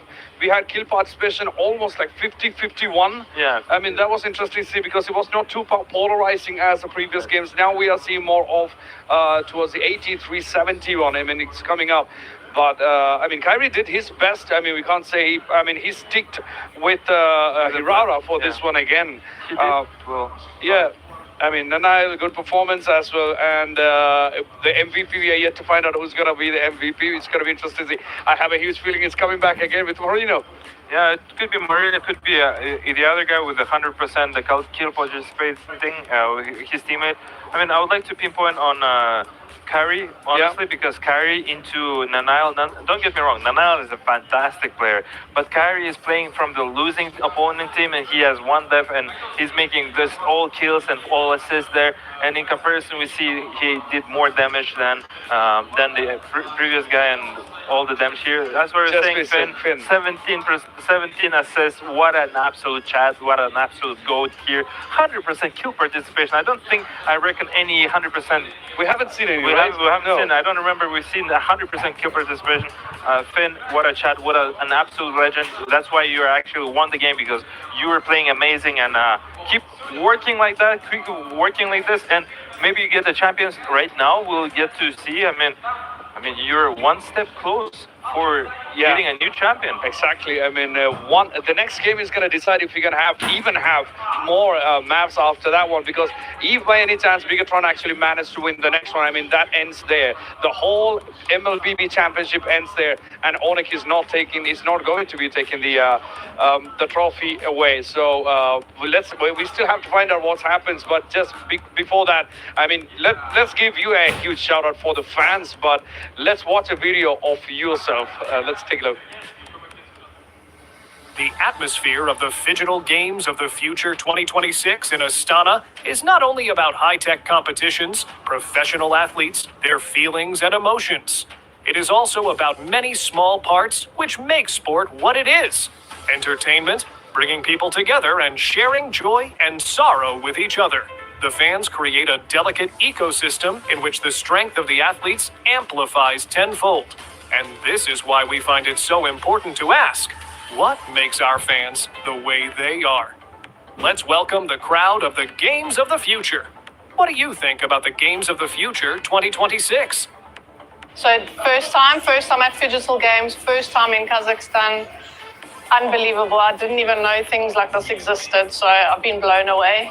Very different. The Games of the Future is the best opportunity to Kazakhstan and especially Astana to promote our city, our country to other people who travel for this event. I think that the Games of the Future is a really nice opportunity to join the video games and the physical activity. So I think this could be the great opportunity to show to the young people football, how we can do activity also that we play video games. So I think I'm physiotherapist. I take care of professional sport player, and the physical is we need. So I think that is the perfect mix, the perfect match for the future of the video game. Nice to hear that. What games have you already visited, and which ones did you like the most? The digital shooting, the soccer, the football, and the third one will be, and dancing, and this will be my fourth one, the MMA. So far, favorites, I think the shooting and football. I've been only in 2 games. It's football and MMA. And I love football, and it's very interesting format of football where only it's like mini football. And MMA, I didn't see a lot, so we will see how it be. Here with the visitor Spain, again with Spain, we came with basketball, football, soccer, and Counter-Strike. But normally I have been working for football and also for basketball. But it's true that in the last few years I'm training me as a person in MMA. So I think that you can do all the video game, but it's true that for a long time I prefer FIFA. So I have been playing football for a long time. So I think we are all addicted to FIFA, but sometimes we play with the other people in Counter, Valorant, or LOL. Wow. Tell us, do you like the digital part or the physical part more? Physical, because it's more interactive. I don't really know what's going on the digital. I get confused, so physical for sure. For me, digital is for the first time. It's interesting, but physical will be always more interesting, I think. Yeah, it's what I told you. I always play in video games, so I love video games. But it's also when you are in digital games, you need to do both. So I think that's a great opportunity to do. I love physical. When you train, you feel good.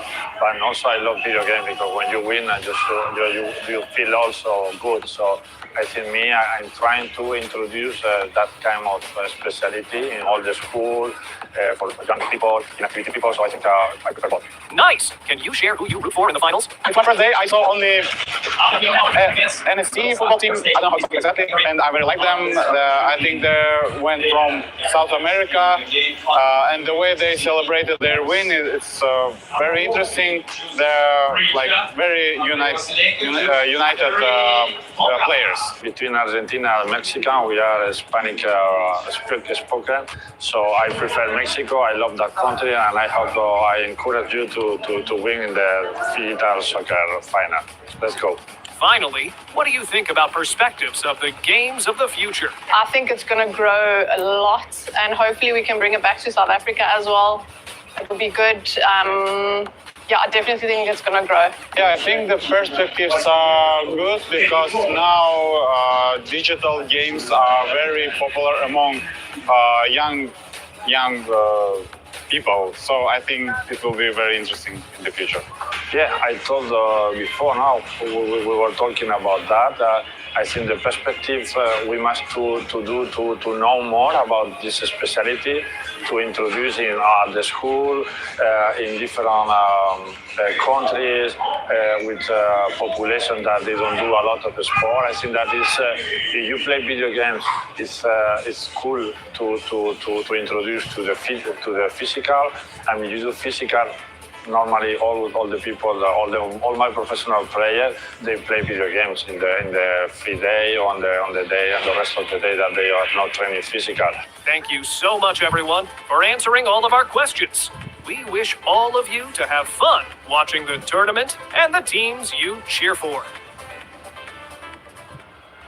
And that was a huge shout out to every fan, everyone who's watching. I mean, this wouldn't be as successful as this is how now without all the audience, all the guests that's been coming to the arenas and of course watching on the broadcast as well. So huge shout out to you guys. But again, I mean, 2-0 at the moment. One more game coming up up next. But let's take a look at the draft, which been for the last map. I mean, Shogun grabbed Uranus. I mean, Uranus was with Lutfi in the first map. And then Shogun just went ahead and grabbed Uranus first off. Moreno stayed with Novaria, which we saw how that played out. And Kyrie stayed with Hivara as well. I mean, he did his best for sure. And then I think the start around 2 minutes 30 seconds, that was very chaotic how they started, like double kills. And it was more around 3 kills within 2 minutes or 2 minutes 30 seconds. Great start to the game. But again, I mean, as it went down later, it was going to change. But let's give a big shout out to the Center Credit. Make sure you download the app. You can download it with the QR code up on the screen. Scan it, because managing finances is going to be tough without Center Credit. So make sure you check that out. Manage your finances easily with the Center Credit online banking app. Check that out with the QR code. Thank you for Center Credit for being one of the partners. And then as we went, as I said, the initial start for the last map was a bit chaotic. I really thought that's going to go ahead towards the end as well. I mean, that was around 2-1, a double kill for Kyrie. And of course, I believe the Bigetron got 1 kill as well. That was very good start, to be honest, for the game itself. And then there is one pattern we saw in both the maps, is that around 30 minutes for the last map, there was only Kyrie left when Bigetron actually took down the other players from Onic. And the same thing happened in the first map as well, where there was a point where I think around 10th minute when Bigetron actually took down all the players from Onic and Kyrie was only left. But good job with Kyrie for this one, because at that point there was only Kyrie left and waited for others to re-emerge. But they made an attempt, but they backed up, but then came up again. 14th minute, we had 11-11, 2 equal kills at a tie. And then after that, I believe, Bigetron had a more control on the map. Plus, Bigetron had the load as well. After that, I think around 15th minute, all the bases were down. I mean, base turrets were down off Onic. I mean, at that point, there was no return, I believe. Yeah, definitely is. Thank you very much, Heidi, for mentioning everything about us. I'm thrilled to see what's going to happen on game 3, just the same as you guys. We're gonna give our words to our beautiful casters, Naiso and Wolf. Please take it away, guys, and let's enjoy our game number 3. Thanks so much, Katie, as well as Ilias says. We are indeed heading into a game number 3. There is a massive potential out there that this could be a 3-0. And it's not to say that Onic is not showing anything, showing to us that they are worthy of this grand final.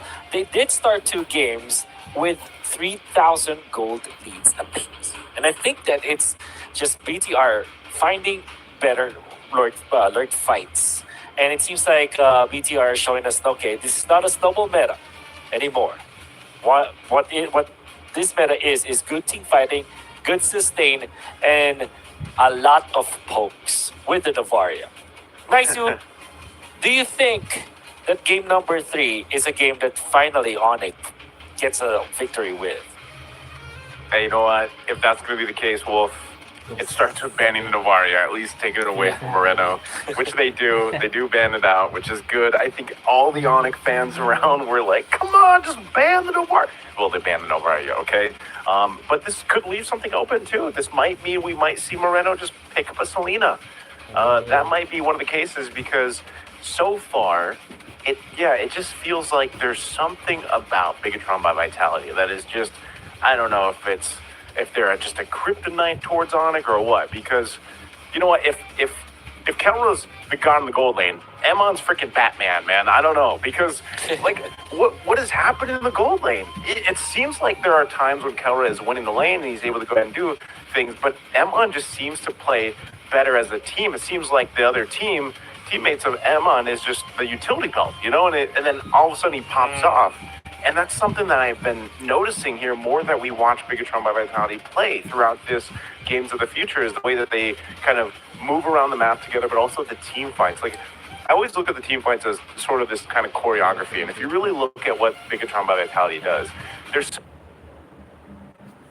good at that. Shogun is just that guy to be up front. You know, obviously he has to do that, especially with him usually picking up Uranus. But then Finn, too, the way Finn moves and allows that space to be provided. And think about it, Niall's jungle was just destroyed half the time by Onic, you know, but still somehow he makes this hero the Hayabusa, who barely gets picked by anyone, he made it work, you know? And even that, it takes the entire team to either follow through after your ultimate is used, that shadow kill, or for you to be able to capitalize on it when he has, you know, he's building those Sky Piercer stacks. So it's just like, it's one of those things where Bigetron by Vitality is just doing more as a team. You know, is Marcel the answer to change things, hopefully, and not have a grand final be a sweep? Maybe so. Yeah, it's a good step because it's also being banned out many times. But that opens up still the Uranus as well as the bats. I feel like if you are BTR, you want to pick up the bats still in the scenario. But in case they do have the Uranus as a substitute for it, so they do pick it up and they pair it up with the Matilda. Almost an impenetrable combo as we saw in game number 2. And there is some semblance of that in game number 1 where it was Onic then that actually used that hero. Use that. That this is such a good combination all throughout that you can really just plug and play any kind of jungler in here. Maybe you can get the Nolan eventually, or as we saw earlier, it was the Hayabusa, because there's so much that the Matilda as well as the Uranus is able to achieve. Especially up against someone like a Marcel, who is not a burst type of hero. In fact, this is not a hero that also facilitates for a burst, right? You really trickle heroes down with the Marcel. So they do pick up the bats, and this time there's the burst that you're looking for. There's the immediate takedown, and with the Brody, the torn apart memory, it seems like this is the answer. Because even with you guiding Wind through it, once you have the stacks, the torn apart memory will actually be able to take you down. Yeah, hopefully this is the pieces to the puzzle that Onic needs, because it would be insane to me, I think, and to a lot of people watching, if this is actually just going to end up in a sweep by Bigetron by Vitality. Because we saw the results, right, when they met back in their own regional professional league. We've seen them kind of go head to head multiple times, but it's just like there's got to be something here. Like, what is it about Bigetron that's just throwing Onic off what most people are used to watching them be capable of doing? And these first 3 picks, as you had highlighted already, Wolf, look at the answer right now by Bigetron. It's still the same thing. Brother, Shogun, I'm surprised he's not tired of playing Uranus. Uranus is not the funnest hero to play, you know? But what do you mean?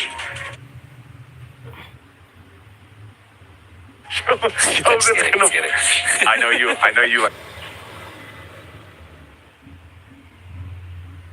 play Uranus, right? This is just like... And even our good friend Wilmy was playing him earlier, and he was saying, it's a boring hero, but man, does it get the job done.